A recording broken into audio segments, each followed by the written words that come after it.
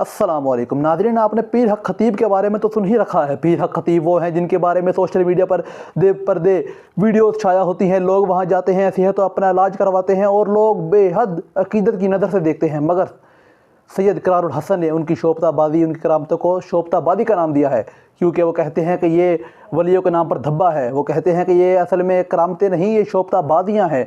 इसी तरह से जो कि इनकी करामतों में आँख से मोती निकालना, चैन निकालना और दीगर करामात शामिल हैं पीर हक खतीब की, इनको सैयद इकरारुल हसन ने पे दर पे एक एक करके बेनकाब करते हुए दिखाई देते हैं सोशल मीडिया पर।